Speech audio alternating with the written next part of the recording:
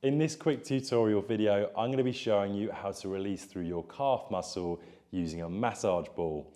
So firstly, when it comes to releasing through the calf with a massage ball, this might be a better option for those that have tried a foam roll, but the foam roll is covering too much volume of area, so they're looking to pinpoint a certain specific part of the calf.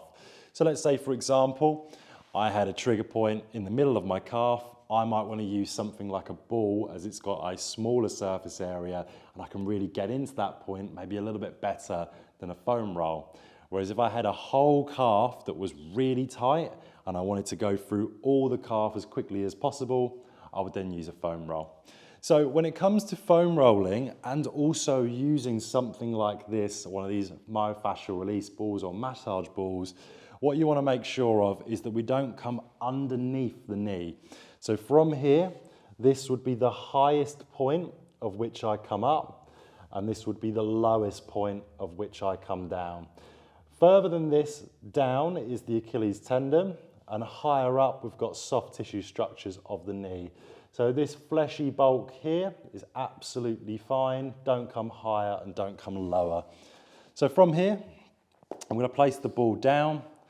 I've got my hands behind my back, and then from here I can then flex and extend the knee until I find an area that I want to work on. I'm looking for something that feels abnormal, something that feels tight or more uncomfortable than the rest. For me, I found a little spot here on the outside of my calf. So what I can do is I can drop down and sink my leg into that point.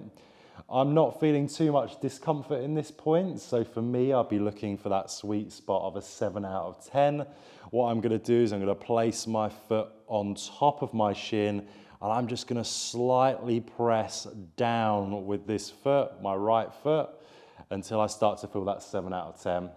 If I want to be a real glutton for punishment, what I could do is I could start flossing through the muscle by dorsiflexing the ankle, bringing it closer towards my back and my chest, and then bringing it away. And I'm just starting to floss the muscle now. So I'm not moving the ball, it's my ankle that's moving, creating a contraction and a relaxation of the muscle. Once I'm done, it doesn't matter how many repetitions or how many seconds you do in that position. You might want to build it up over time. You might want to take stock of what you're doing over a period of time. However, the one thing I would say is build up really slowly. So somebody using a massage ball for the first time, the next couple of days might be really sore. Someone that's used a massage ball regularly and consistently won't have that same soreness. When you do find a point that you want to focus on, 30 seconds as a guide is really good. However, as I say, people go a lot longer than that and also shorter. So that would be how to work specific little pinpoints of the calf muscle with a massage ball.